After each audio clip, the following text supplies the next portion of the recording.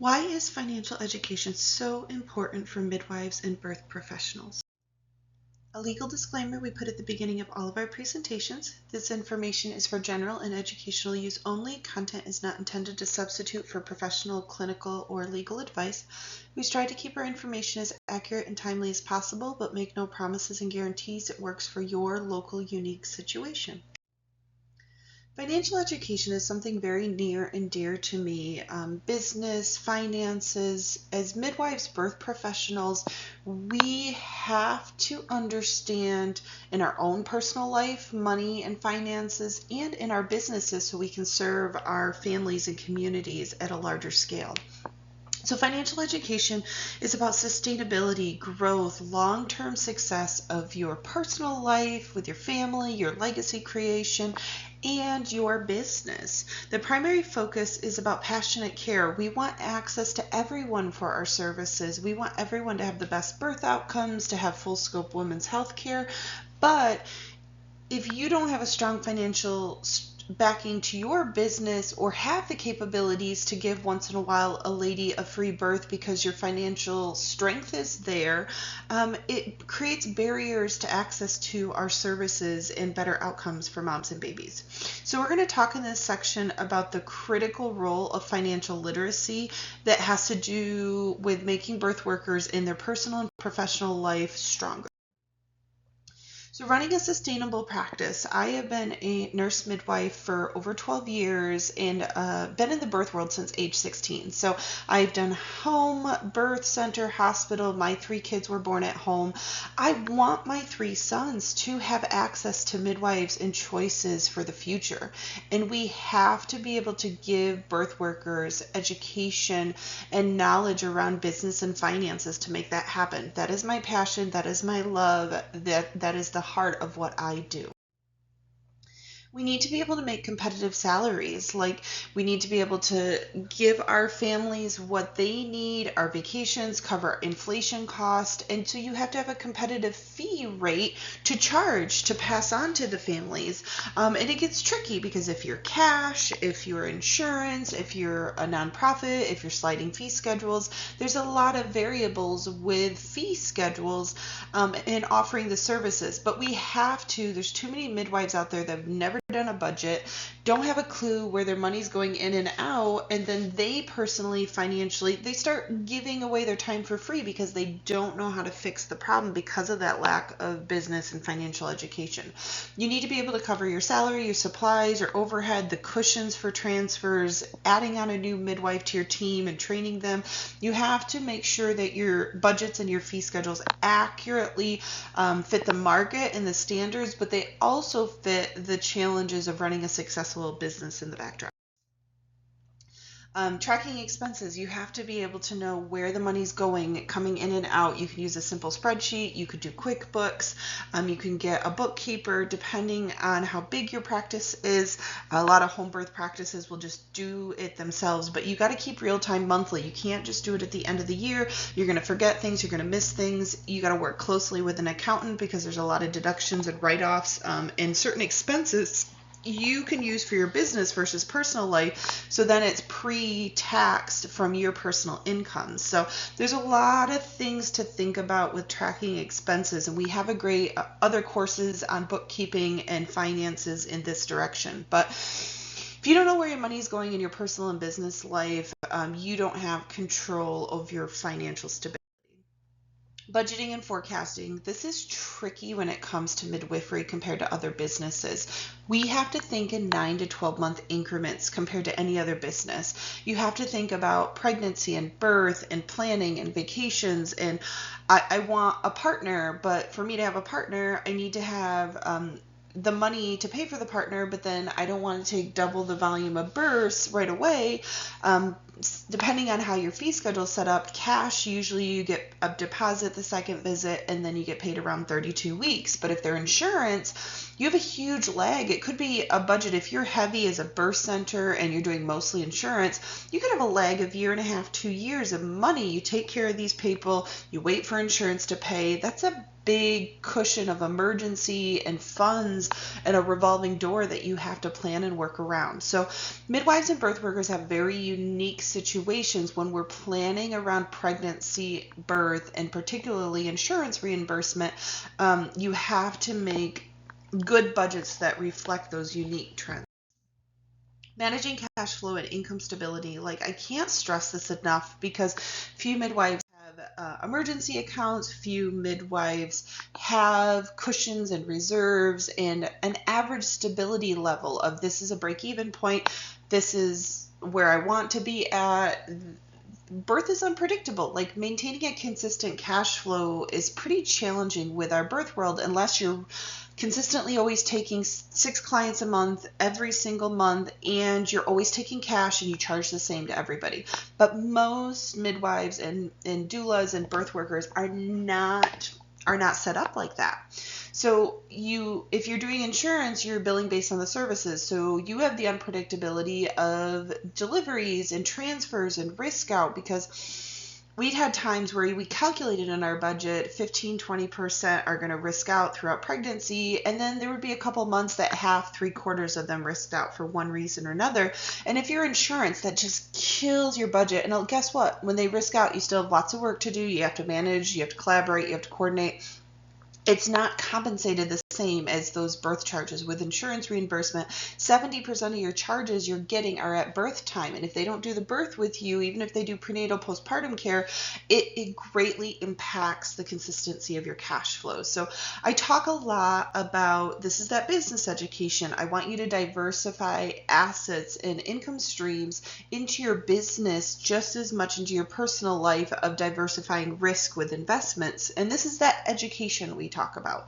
I really want midwives to be able to plan and to reduce their risk and to reduce burnout, and have multiple income streams and be able to serve people how they want to, not based on how the money is forcing them to do it. Know when to save and invest. This is a hard conversation with midwives and birth workers because most of them aren't ready for it.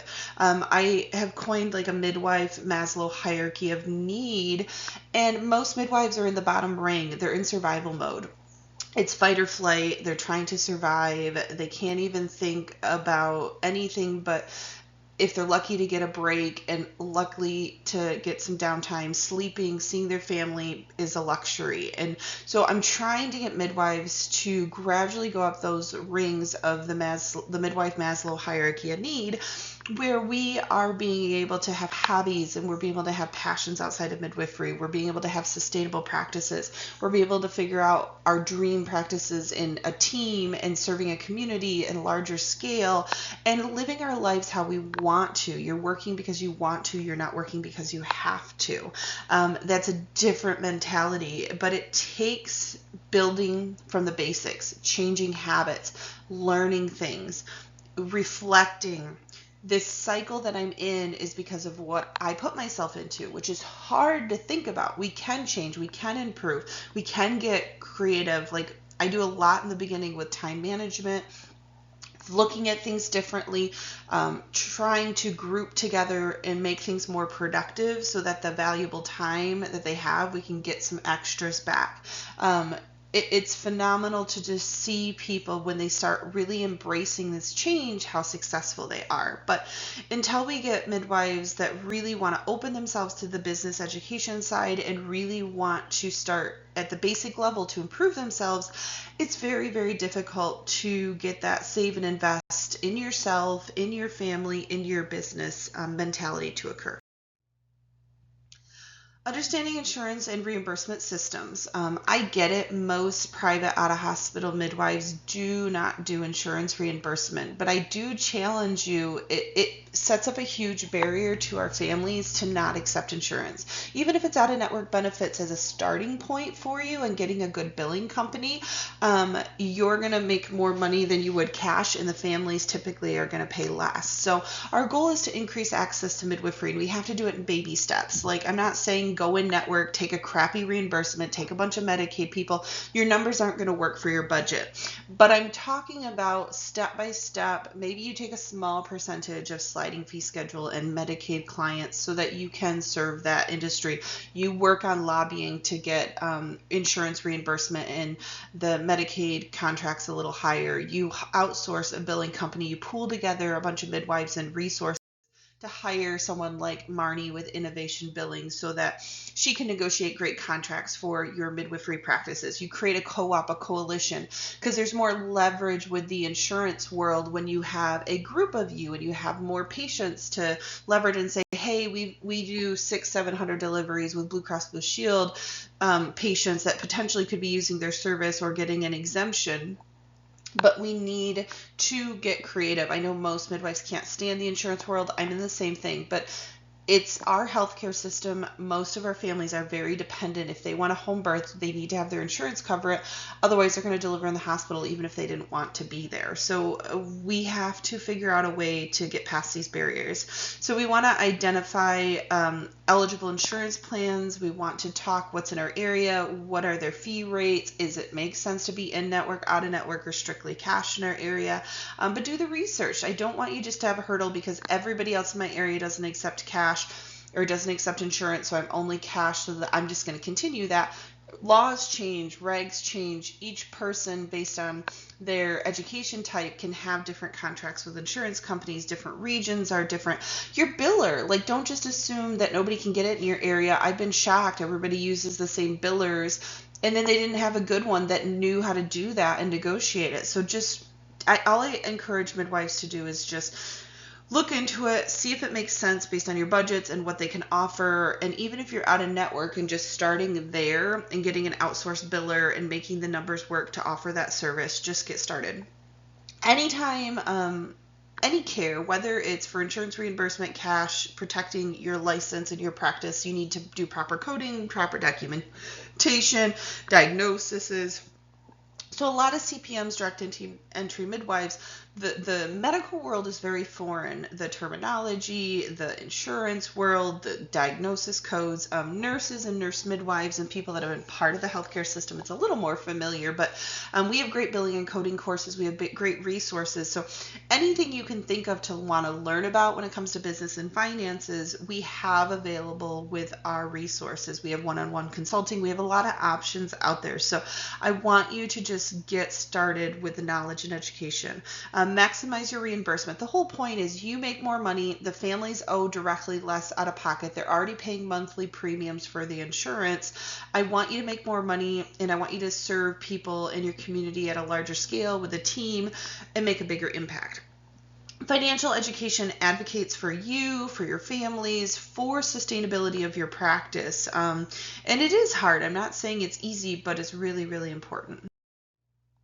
So personal financial management, it's just as much about this financial education for your business as it is for your personal life. I want you to have a retirement account. I want you to have different insurances that protect you: life insurance, disability, long-term care, Roth accounts, 401ks, health insurance accounts, flex spending accounts.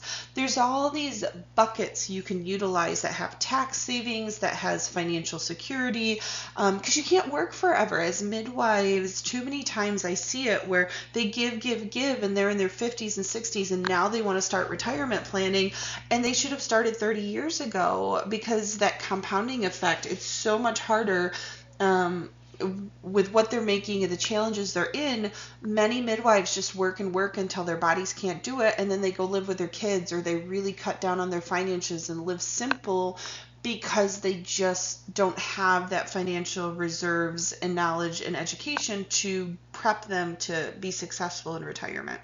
And in your day-to-day personal, like, I want you to have a vacation. I want you to have budgets. I want you to have emergency accounts. I want you to be able to, if your kids want to do sports and want to go travel and want to do things, like, personal financial management isn't just about retirement planning. It's about working smarter with your money versus working harder, and it's just disappearing and you don't understand why. Managing debt and student loans. Some midwives have student loans, some don't.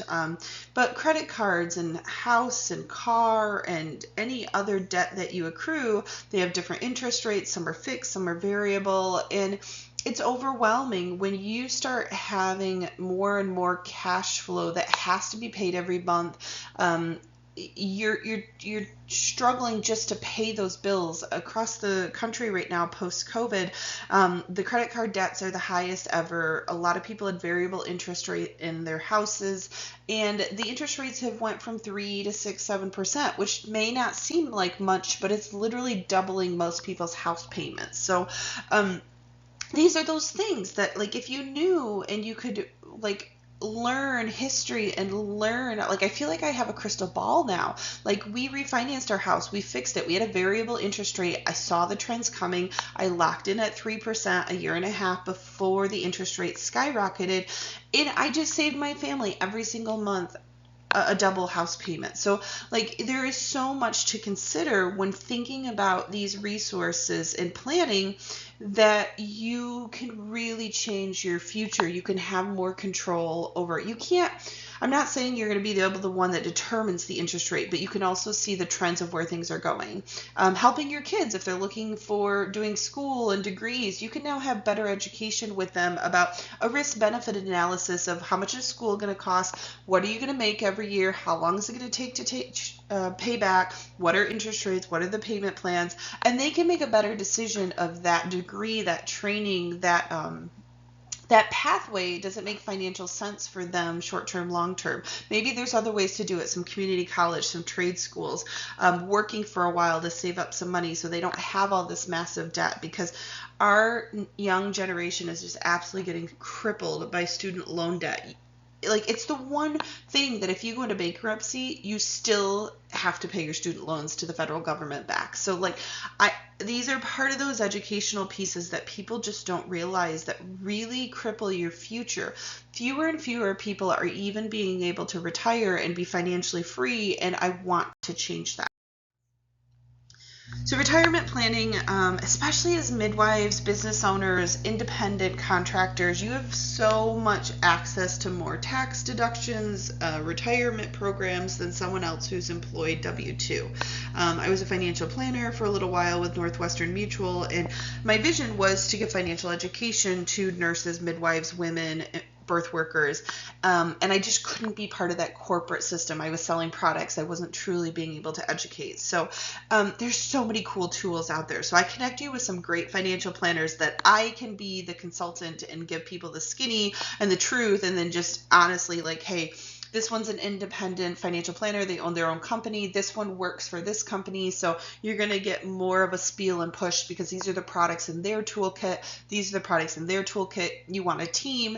So the whole point of a business consultant is to accelerate your success. I've done years and years of research and planning and connections with great people all over the country that will really, instead of you spending 6-8 hours of research and then weeks and weeks of interviews, I can tell you some great people that other midwives and birth workers have worked with, I've worked with, and accelerate your success.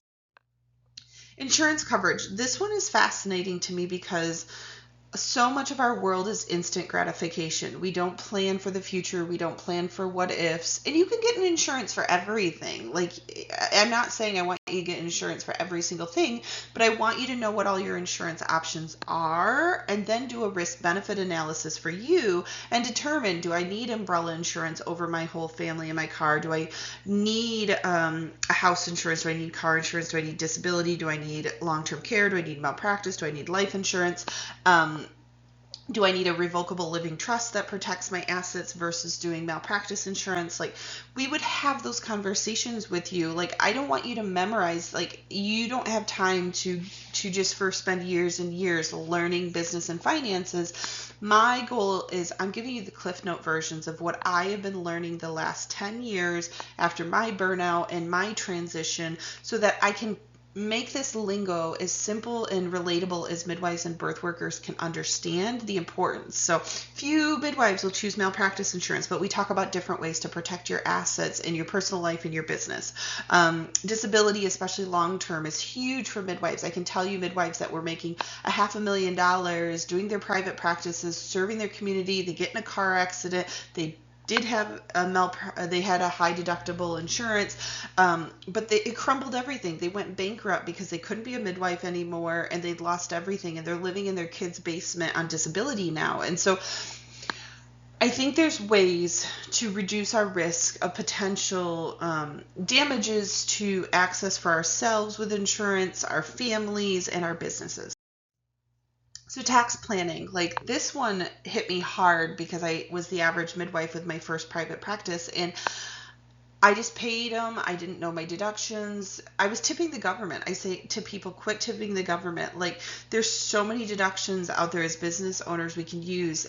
You should be writing off as much as you legally can. Work with an accountant, work with a financial planner, and strategize it, because there's certain things to roll over. There's certain ways to pay yourself. There's certain business entity types that are more tax favorable than others depending on your situation. So it's not simple. This is why your mastermind team for your personal life and your business should have an accountant, a lawyer, a business planner, a marketer, a biller. Like, there's certain things that the laws change every year. They're constantly changing, and you want someone that's an expert in your local state area and keeping up with the trends and regulations. Like, there was a federal law that got passed last year for LLCs that you have to, by the end of the year, submit your personal information and your business information into this other government organization filing system.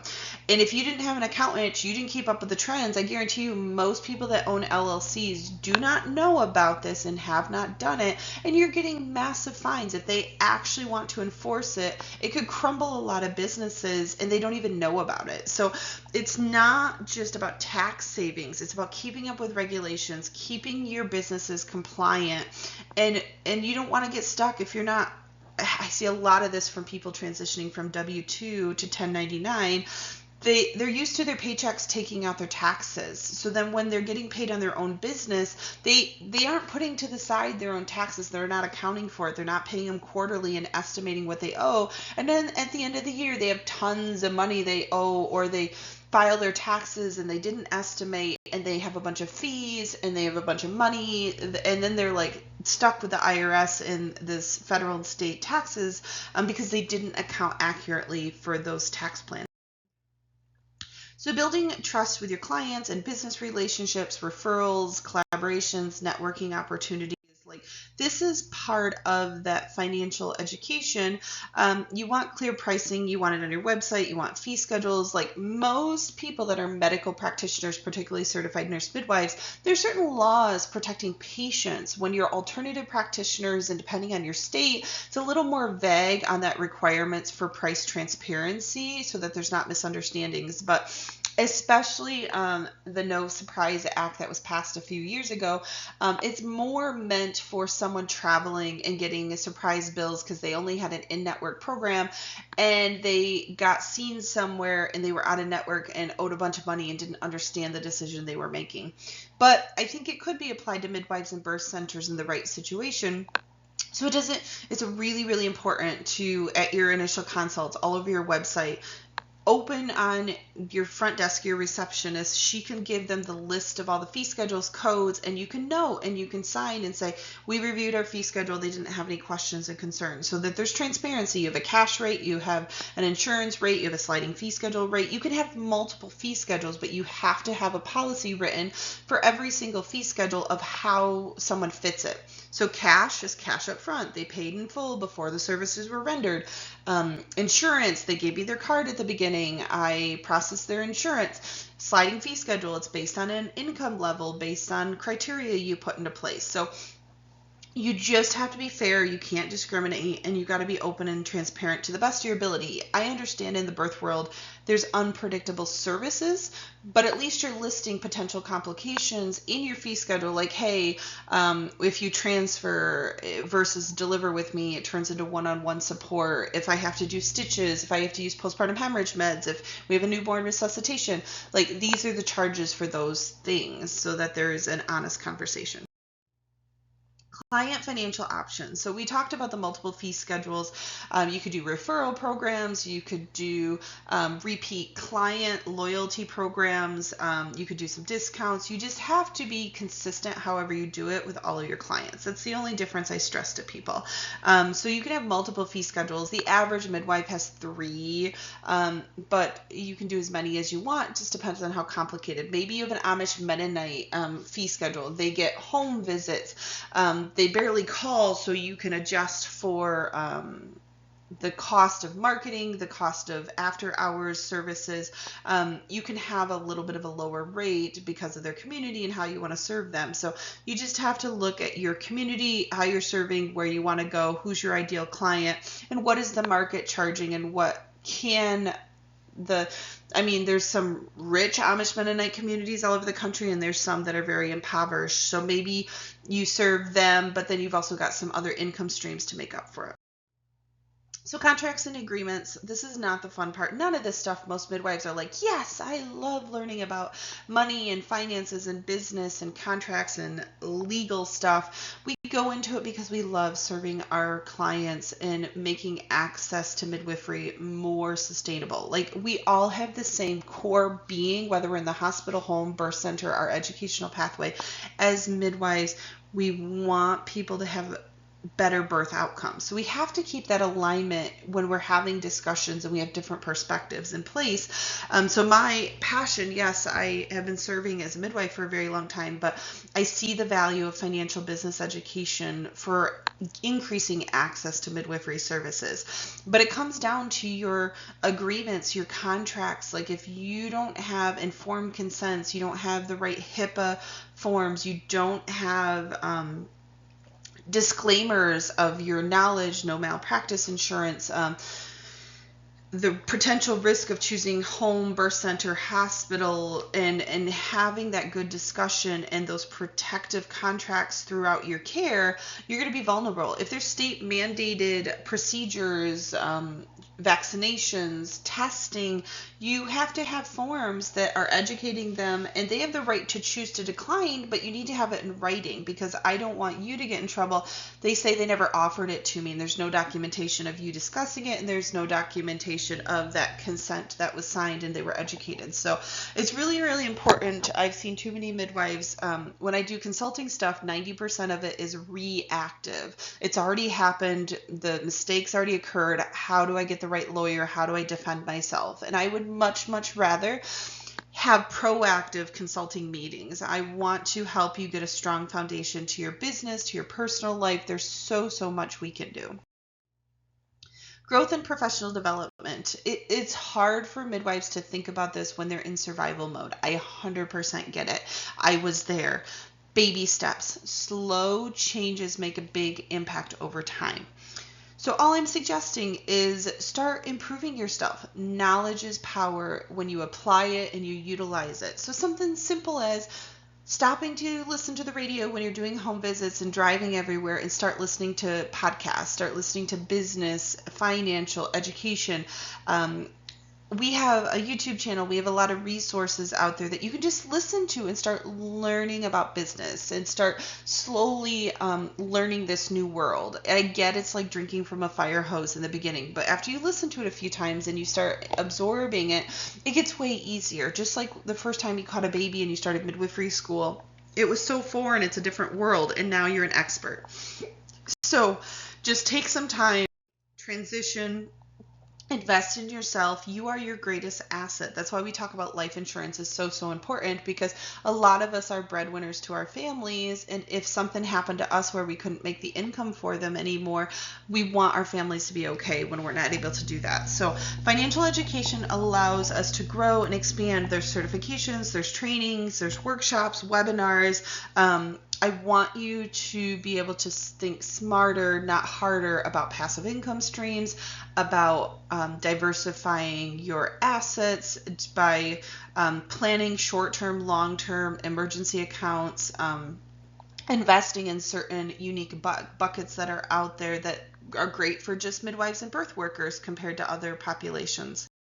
I want you to grow your practice. I want you to think more like a business owner versus being self-employed. I want you to structure systems and teams and slowly transition where you're not the front line so that the money only comes in if you're exchanging your time. We talk a lot in our other presentations about cash flow quadrants, which is the different ways that revenue can come into your life. The one that most people are familiar with is exchanging their time for money. And I want you to start getting into exchanging your knowledge and your relationships for money. So I want you to start getting where you're creating businesses and income streams and opportunities that your team can grow and they're serving on the front lines, and then you get a team that helps you run the business so that you're the final say how things happen, but you have a well-oiled machine. So that my dream is midwives go on a vacation for 2-3 months from their business and it's still running just as beautifully as when they left.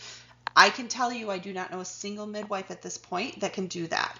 So I want to change that mentality. I want to get more midwives that are business owners, not self-employed. And it's even a hard concept for midwives to understand the difference because they argue with me as a 1099 and as a LLC, a sole single member LLC. I am a business owner. I'm like, yes, you own a business on a state level, but I'm talking about the mentality of a business ownership.